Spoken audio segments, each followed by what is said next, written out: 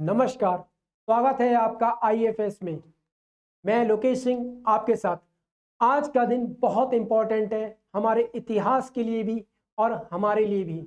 जानते हैं क्यों? भारत विविधता से भरा हुआ एक देश है और इस विविधता को एक साथ जोड़ने का काम अपने आप में बहुत ज़्यादा मुश्किल है।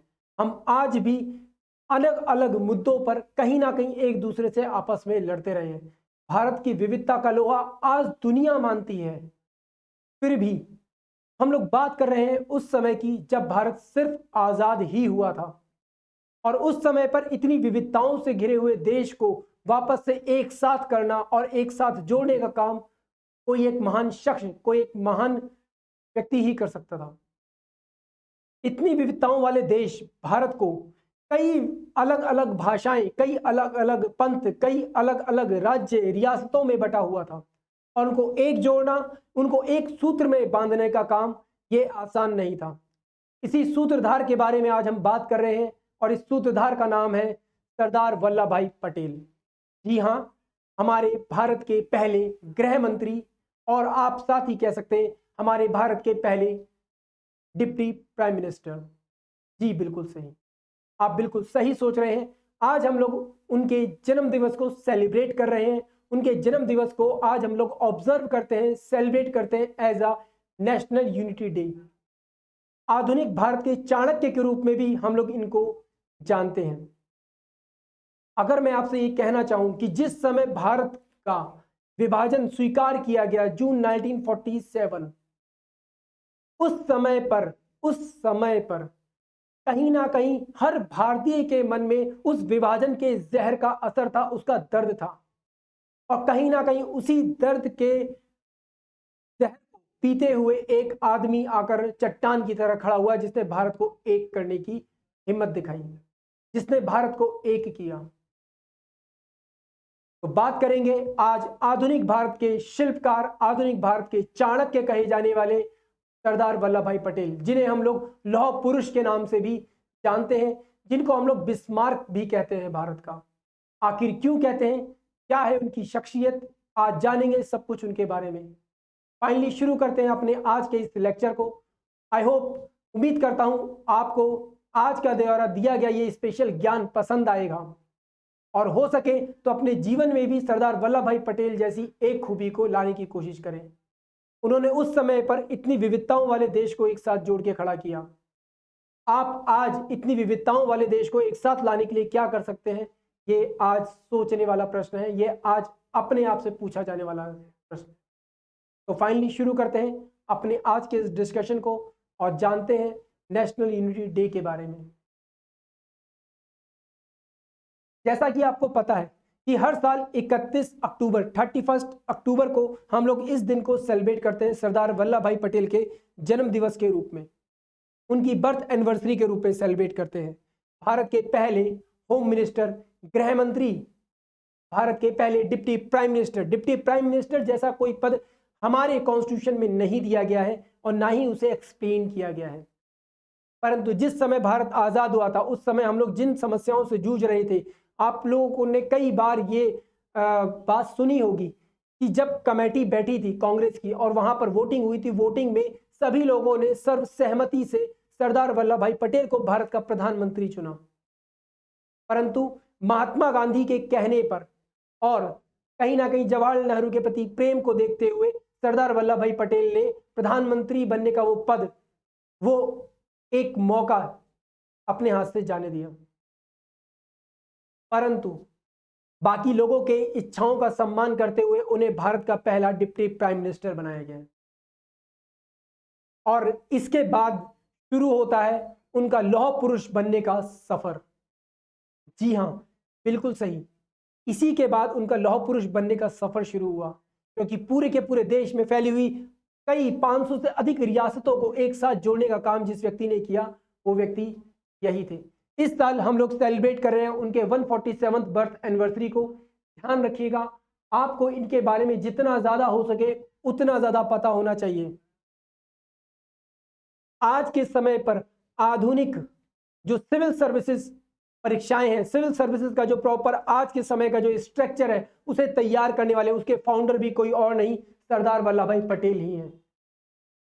इन्हें जितना नमन किया जाए, जितना इनको पूजा जाए, उतना ही कम है। इस दिन की शुरुआत कब से की गई, तो ये भी हमारे लिए जानना जरूरी है। इस दिन की जो शुरुआत की गई वो 2024 से की गई थी। आपके लिए ये चीज यहाँ पे जाननी बहुत ज्यादा इंपॉर्टेंट हो जाती है कि आखिर इससे पहले की भूमिकाएं क्या रही हैं, किस तरीके से ये दिन यहां तक पहुंचा है, किस तरीके से इसको ऑब्जर्व किया जाना शुरू किया गया है। तो सबसे पहले जान लेते हैं उस महान स्मारक के बारे में जो डेडिकेटेड है, जो समर्पित है सरदार वल्लभ भाई पटेल को। यह अपने आप में चौंकाने वाली बात है कि हमने अपने देश के बड़े बड़े विभूतियों को, अपने देश की बड़े बड़े स्वतंत्रता सेनानियों को इस तरीके से बुला दिया, इस कदर बुला दिया कि हम लोगों ने उनके नाम पर केवल कुछ सड़कों का नाम रखकर छोड़ दिया। आज हमें एक इंस्पिरेशन देने के लिए, आज आने वाली पीढ़ी को उनके द्वारा किए गए कामों को बताने के लिए, उनके द्वारा किए गए बलिदानों को बताने के लिए हमारे पास कोई ऐसी जगह नहीं है।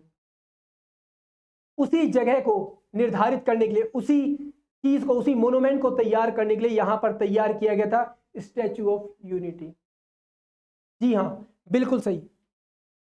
ये वही स्थान है जहां से हमें पता चलता है भारत के एकीकरण की नींव किस तरीके से रखी गई।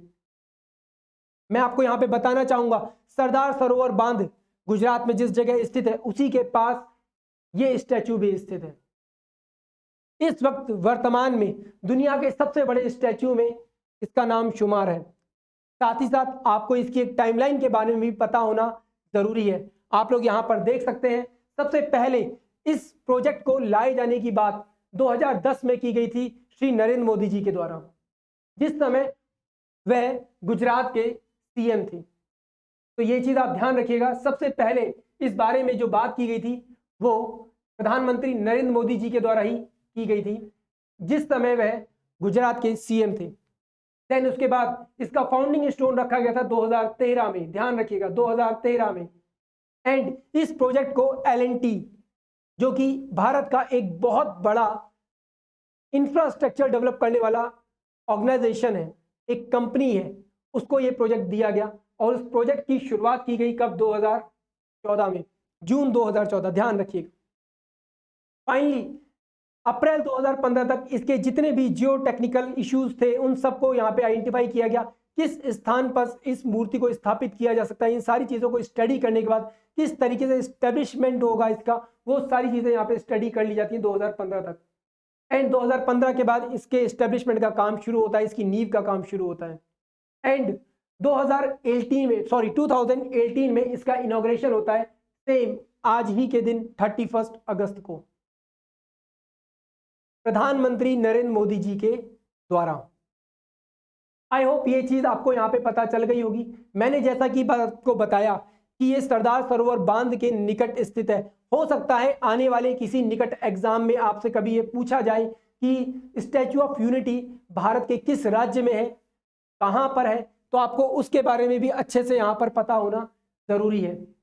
तो ये नर्मदा नदी के तट पर स्थित है, एक छोटे से टापू पर, जिसका नाम है साधु बेट। ध्यान रखिएगा, हो सकता है कभी आपसे पूछे इस टापू का नाम, तो साधु बेट ये टापू है सरदार सरोवर बांध के निकट, और सरदार सरोवर बांध नर्मदा नदी के किनारे, नर्मदा नदी पर स्थित है। आई होप ये जानकारी आपको भली भांति पहले से मालूम होगी। अगर नहीं मालूम है तो आप लोग इनको नोट कर सकते हैं। जैसा कि मैंने आपको बताया कि विश्व का इस वक्त ये सबसे बड़ा स्टैच्यू है, तो आप लोग यहाँ पे देख सकते हैं विश्व के अलग अलग कई अन्य स्टैच्यूज भी यहाँ पर दिखाए गए हैं, ताकि आपको इसके बारे में अच्छे से पता हो। तो सबसे पहले यहाँ पे आता है ब्राजील का जीसस क्राइस्ट का स्टैचू। देन इसके बाद आता है मदरलैंड कॉल, रशिया का, एक क्रांति की देवी के रूप में यहाँ पे दिखाया गया तलवार लिए हुए। इसके बाद आता है स्टैचू ऑफ लिबर्टी यूएसए का, जो कि फ्रांस के द्वारा उसे गिफ्ट किया गया था at the time of independence of USA. उसके बाद आता है 108 मीटर का चाइना का Buddha statue, and then 128 metre का ही चाइना का spring temple Buddha statue. And इसके बाद जो स्टैचू आता है वो आता है सरदार वल्लभ भाई पटेल का, टोटल 182 मीटर्स का। अगर हम लोग आगे जाने तो यहां पर हमारे पास जानकारी आती है, सबसे ज्यादा इंपॉर्टेंट वो आती है सरदार वल्लभ भाई पटेल के बारे में। जी हाँ, सरदार वल्लभ भाई पटेल का जन्म नाडियाड नाम के एक स्थान पर हुआ था, एक छोटे से गांव में हुआ था गुजरात के। ये एक मध्यम फैमिली से आते थे जो कि कृषि से जुड़े हुए थे। इनके द्वारा मैट्रिक की परीक्षाएं दी गई। उन्हें उत्तीर्ण करने के बाद इन्होंने एडवोकेट की डिग्री हासिल की लंदन से, और एडवोकेट बनने के बाद इन्होंने भारत में आकर अपनी एडवोकेट की डिग्री के हिसाब से प्रैक्टिस करना शुरू किया। और किस जगह शुरू किया तो मैं आपको बताना चाहूंगा, ये स्थान था गोधरा। जी हाँ, गोधरा को हम लोग नॉर्मली केवल और केवल इस उससे जानते हैं, एक घटना की वजह से जानते हैं। पर आज से आप अपने मस्तिष्क में इस चीज को भी बैठा लीजिए कि गोधरा वो स्थान था जहां से सरदार वल्लभ भाई पटेल ने अपने कैरियर की शुरुआत की थी। आगे चलकर इन्होंने कई फौजदारी मुकदमे भी लड़े, और ये फौजदारी मुकदमों में काफी ज्यादा अग्रणी रहे। उस समय के प्रचलित वकीलों में इनका नाम हुआ करता था। इसके साथ ही साथ ये स्वतंत्रता के कई आंदोलनों से भी जुड़े हुए थे। काफी ज्यादा एग्रेसिव शुरू से थे। आगे चलकर महात्मा गांधी के प्रभावों में जब ये आए तो इन्होंने सत्याग्रह का मार्ग चुना।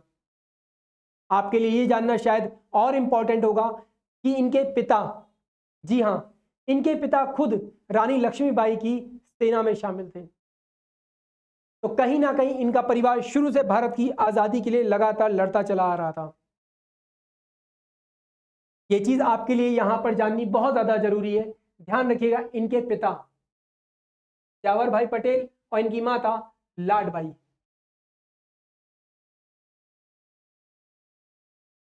अगर हम लोग आगे जाने, जैसा कि मैंने आपको बताया कि सरदार वल्लभ भाई पटेल महात्मा गांधी के संपर्कों में आने के बाद सत्याग्रह के मार्ग पर, सत्य और अहिंसा के मार्ग पर चलना शुरू कर देते हैं। अब यहां पर सबसे बड़ी जो बात है वो ये कि यहां पर दो सत्याग्रह ऐसे थे जिन्होंने सरदार वल्लभ भाई पटेल के जीवन को पूरी तरह से बदल दिया। ये दो सत्याग्रह कौन से थे? तो पहला जो सत्याग्रह था वह था खेड़ा सत्याग्रह। ये वो सत्याग्रह था जिसमें महात्मा गांधी से पहली बार सरदार वल्लभ भाई पटेल मिले थे। दूसरा सत्याग्रह बारदौली सत्याग्रह, 1928 का वो सत्याग्रह जिस सत्याग्रह ने वल्लभ भाई पटेल को सरदार वल्लभ भाई पटेल बनाया था। ये वो सत्याग्रह था जहां पर महिलाओं के द्वारा सरदार वल्लभ भाई पटेल को सरदार की उपाधि दी गई थी। इसी बारदौली सत्याग्रह के बाद जब महात्मा गांधी से वल्लभ भाई पटेल मिले तो उन्होंने भी उनको सरदार कह के पुकारा। कई लोगों का ये द्वंद्व है, कई लोग या कई विद्वानों के द्वारा ये कहा जाता है कि सरदार की उपाधि महात्मा गांधी के द्वारा दी गई थी। जी नहीं, बिल्कुल भी ऐसा नहीं था। इससे पहले सरदार की उपाधि उन्हें बारदौली सत्याग्रह में शामिल महिलाओं के द्वारा दी गई थी। आगे चलकर इन्होंने कांग्रेस को ज्वाइन किया। कांग्रेस में रहते हुए इन्होंने कई महत्वपूर्ण पदों पर भी रहे। इसके अलावा आपने सुना होगा 1931 का कराची सम्मेलन। जी हां, कराची सम्मेलन, जिस सम्मेलन में कांग्रेस ने अपना एक संविधान बनाया था। हम उसी कराची सम्मेलन की बात कर रहे हैं। यहां पर कराची सेशन, कराची का जो अधिवेशन था, उस अधिवेशन, उस कॉन्फ्रेंस की अध्यक्षता करने वाले व्यक्ति कोई और नहीं, हमारे सरदार वल्लभ भाई पटेल ही थे। ये जानकारियां आपके आने वाले निकट एग्जामों के लिए भी बहुत ज्यादा महत्वपूर्ण हो सकती हैं। ध्यान रखिएगा, इनके द्वारा लगातार कई ऐसे एक्शंस लिए गए, कई ऐसी एक्टिविटीज की गई कि जहां पर ये हमेशा और हमेशा गांधी जी के निकट बने रहे। आगे हम लोग जब जानेंगे तो हमको पता चलेगा, जब महात्मा गांधी जी की मृत्यु हुई तो उनकी मृत्यु के बाद इनको काफी गहरा सदमा पहुंचता है, और कुछ समय के बाद 1950 में इनकी भी मृत्यु हो जाती है। और ऐसा माना गया कहीं ना कहीं महात्मा गांधी के विचारों से ये काफी ज्यादा क्या थे, जुड़े हुए थे। इन्होंने उनको अपने पिता का दर्जा दे रखा था। जानते हैं अब इनके बारे में एक और महत्वपूर्ण जानकारी। इनके द्वारा पूरे के पूरे भारत का एकीकरण किया गया। जैसा कि मैंने आपको शुरुआत में बताया था, भारत एक विविधताओं से भरा हुआ देश है, और इन विविधताओं से भरे हुए देश को एक साथ जोड़ना अपने आप में कोई आसान बात नहीं थी। जी हाँ, बिल्कुल। मैं यहां पे आपको बताना चाहूंगा कि iron man of India, Bharat के लौह पुरुष के रूप में इनको जब कहा गया या पुकारा गया, तो इनको पुकारे जाने का मुख्य जो कारण था वो यही था क्योंकि इनके द्वारा पूरे के पूरे भारत का उस समय पर एकीकरण किया गया था, जब हम लोग कई विविध कारणों से एक दूसरे से बटे हुए थे। अगर आप लोग यहाँ पर ध्यान देंगे तो मैंने मैप में बहुत अच्छे तरीके से दिखाने की कोशिश की है कि हम लोग कितने छोटे छोटे हिस्सों में, रियासतों में बटे हुए थे। 500 से अधिक रियासतें उस समय पर भारत में एग्जिस्ट करती थी, उस समय पर थी, और इन 500 रियासतों को एक साथ जोड़ना अपने आप में बहुत मुश्किल था। जून 1947 में जब माउंटबेटन प्लान को एक्सेप्ट किया गया, उसके बाद भारत के विभाजन का भी निर्धारण हो चुका था। एंड 15 अगस्त 1947 वो दिन जिस दिन भारत अपनी आजादी, अपना पहला स्वतंत्रता दिवस बना था, उस समय से पहले पहले हमें भारत के एकीकरण को यहां पे निर्धारित करना था। सरदार पटेल के द्वारा यहाँ पे भारत के रियासतों के राजाओं से, रजवाड़ों से यह अपील की गई कि वे अपनी निजी स्वार्थों को एक तरफ रखकर भारत की एकता और अखंडता, अपनी देशभक्ति की तरह से सोचें, अपने देश के लिए सोचें।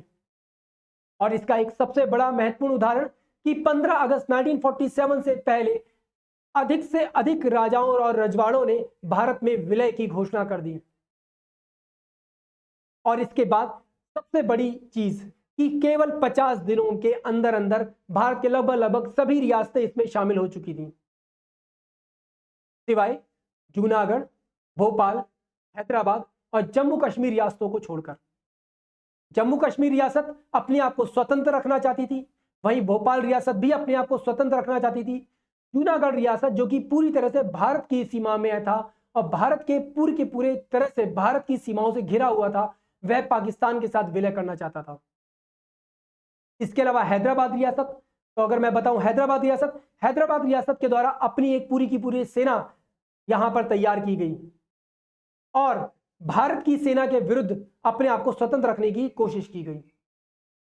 उनके द्वारा भी अपने आप को स्वतंत्र करने की कोशिश की गई और आगे चलकर उन्होंने मोहम्मद अली जिन्ना से बात करके अपने आप को पाकिस्तान के साथ मिलाने की भी कोशिश की, जिसके बाद ऑपरेशन पोलो चलाया गया सरदार वल्लभ भाई पटेल की निगरानी में। और इस ऑपरेशन पोलो के द्वारा केवल कुछ ही दिनों में हैदराबाद के रजाकारों की सेनाओं को बुरी तरह से हराया गया और उनका आत्मसमर्पण करवाया गया। मैं आपको आगे भी वो तस्वीर दिखाना चाहूंगा। मेरे ख्याल से आपको शायद ये बात मेरी समझ में आई गई होगी। मैंने आपको स्टार्टिंग में बोला था कि इन्हें आधुनिक भारत का बिस्मारक बोला जाता है, तो मैं आपको बताना चाहूंगा ओवन बिस्मारक यह वह व्यक्ति थे जिन्होंने आधुनिक जर्मनी का नींव रखी थी। एक जनरल, एक सेना का अधिकारी जिसने आधुनिक जर्मनी को पूरी तरह से एकजुट किया था। इसीलिए कहीं ना कहीं सरदार पटेल को भी भारत का बिस्मारक ही कहा जाता है। बिस्मारक को लेकर मैंने पहले भी कई बार आपसे बात की है। इस बारे में मैंने जैसा कि आपको इस वीडियो की शुरुआत में कहा था कि वर्तमान में जो ऑल इंडिया सर्विसेज हैं उनकी नींव, उनके फाउंडर भी कहीं ना कहीं सरदार वल्लभ भाई पटेल ही हैं। अगर हम लोग आगे बात करें इस विषय पर तो हमें यहां पर यह भी पता होना चाहिए केवल और केवल रियासतों को एकजुट करना ही केवल उनका काम नहीं था। इसके साथ ही साथ संविधान सभा जो हमारी बनाई गई थी उस समय कॉन्स्टिट्यूशनल असेंबली जो काम कर रही थी, उस समय जो हमारी अंतरिम सरकार काम कर रही थी, वह पूरी तरह से सक्रिय रूप से वहां पर भी अपनी भागीदारी को निभा रहे थे, वहां पर भी अपने कर्तव्यों को पूरी तरह से निभा रहे थे। जैसा कि मैंने आपको बताया, भारत के पहले डिप्टी प्राइम मिनिस्टर और होम मिनिस्टर भी यही थे। तो एक तरह से देखा जाए तो कहीं ना कहीं कार्यभार का भार भी उनके ऊपर था। और इसके अलावा संविधान सभा की कई महत्वपूर्ण कमेटियां भी उन्हीं के अंतर्गत कार्य कर रही थी, जिसमें से हम लोग माइनॉरिटी कमेटी को बहुत अच्छे से जानते हैं। एडवाइजरी कमेटी जो फंडामेंटल राइट्स के लिए बनाई गई थी, जिसकी अध्यक्षता सरदार वल्लभ भाई पटेल के द्वारा ही की जा रही थी।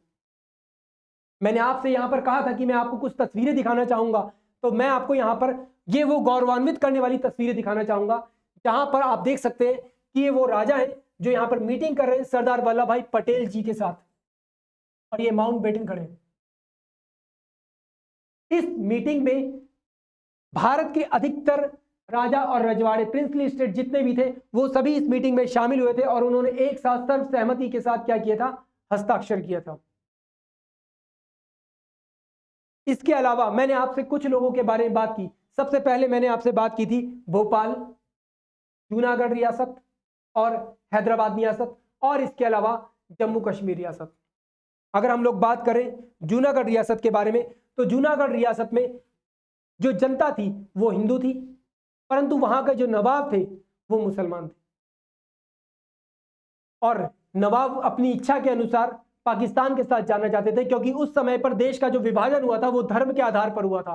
पाकिस्तान दुनिया का पहला ऐसा देश था जो धर्म के ऊपर आधारित होकर बना था। यह भी अपने आप में एक रोचक तथ्य है।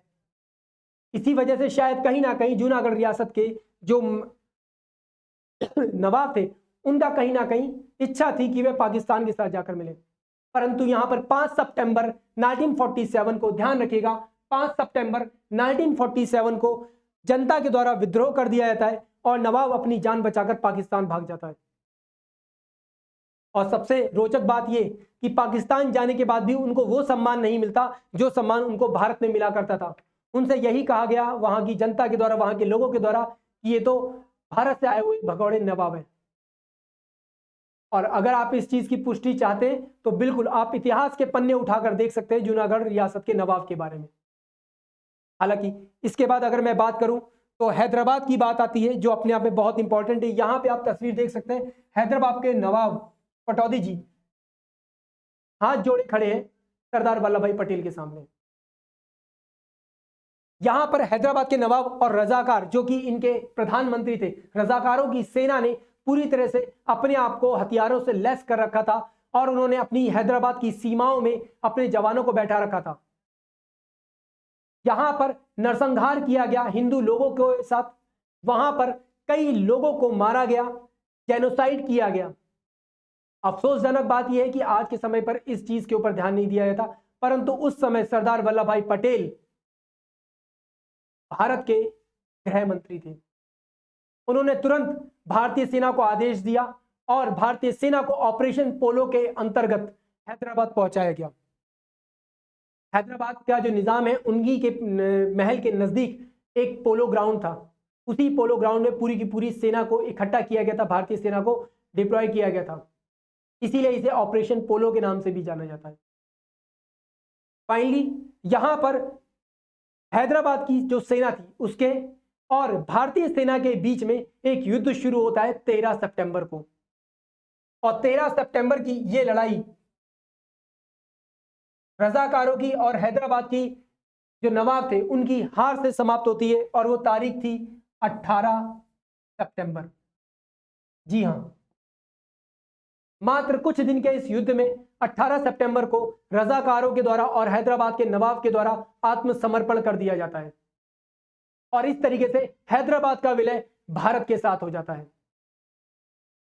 इसके बाद अगर हम लोग बात करें भोपाल की, जबकि भोपाल से पहले हमको शायद बात कर लेनी चाहिए जम्मू कश्मीर की, तो मैं बताना चाहूंगा जम्मू कश्मीर में उस समय पर जो शासक थे उनका नाम था हरि सिंह। हरि सिंह की यह इच्छा थी कि वह पूरी तरह से जम्मू कश्मीर को एक स्वतंत्र रखे और उसे एशिया का स्विट्जरलैंड बनाए।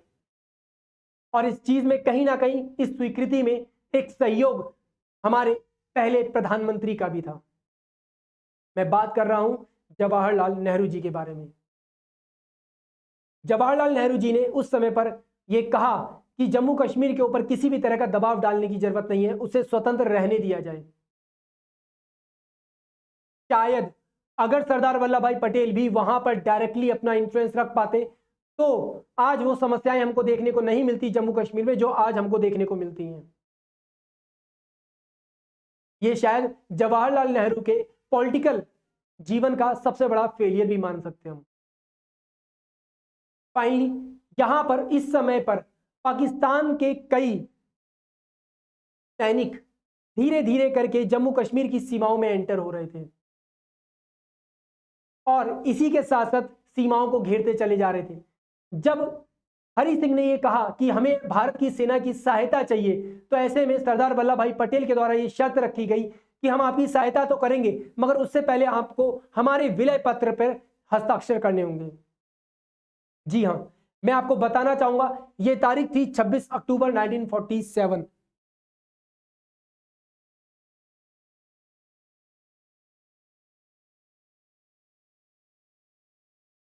26 अक्टूबर 1947 को उस समय तत्कालीन जम्मू और कश्मीर के राजा हरि सिंह के द्वारा यहां पर हस्ताक्षर किए जाते हैं विलय पत्र पर, और इस तरीके से जम्मू कश्मीर का विलय भारत के साथ होता है। परंतु आगे चलकर यह होने वाला युद्ध थोड़ा और समय पर आगे बढ़ता है, और उसके साथ ही साथ इस समस्या को हमारे प्रधानमंत्री जी के द्वारा, तत्कालीन उस समय के प्रधानमंत्री जी के द्वारा, जवाहरलाल नेहरू जी के द्वारा इसे यूएन में प्रेजेंट कर दिया जाता है, और तब से अब तक की जो स्थिति है वो वैसी की वैसी ही है। पाकिस्तान के द्वारा घेरे गए क्षेत्र को आज के समय पर हम लोगों के द्वारा पीओके, पाक अधिकृत कश्मीर के रूप में जाना जाता है। अगर मैं बात करूं भोपाल रियासत के बारे में, तो इस समय यहां के जो नवाब थे उनका नाम था महाबत खां द्वितीय, और महाबत खां द्वितीय अपने आप को स्वतंत्र रखने की इच्छा यहां पे रखते थे, परंतु जनता के विरोध और सरदार वल्लभ भाई पटेल के दबाव के आगे इनको झुकना पड़ा। फाइनली भोपाल का भी विलय भारत के साथ कर दिया गया, और ये तारीख थी 30 अप्रैल 1948, सॉरी 28 अप्रैल।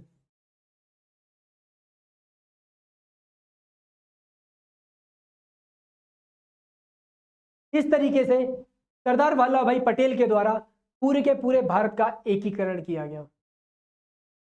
आई होप आपको ये पूरी की पूरी बात, ये पूरी की पूरी कहानी सुनकर गौरवान्वित महसूस हुआ होगा। आपको लगा होगा कि शायद ये वो आसान काम नहीं था जो कोई और कर सकता था। इसके लिए जो दृढ़ इच्छा चाहिए थी वो शायद सरदार वल्लभ भाई पटेल के अलावा किसी और व्यक्ति में नहीं हो सकती थी। शायद ये वही व्यक्ति है जिसने आज हमें सपने देखने के लायक बनाया। शायद ये वही व्यक्ति है जिसने वर्तमान भारत और भारत माता को यह रूप दिया। हमें नमन करना चाहिए अपने देश के इस तरीके के वीर स्वतंत्रता सेनानियों को। हमें याद रखना चाहिए इनकी कुर्बानियां, हमें याद रखने चाहिए इनके द्वारा किए गए संघर्षों को। जैसा कि मैंने आपसे कहा कि महात्मा गांधी की मृत्यु के बाद इनको काफी गहरा आघात पहुंचता है, और 15 दिसंबर 1950 को एक हार्ट अटैक के बाद इनकी मृत्यु हो जाती है। ये मृत्यु बिरला सदन में हुई थी जो कि मुंबई में है, ध्यान रखिएगा।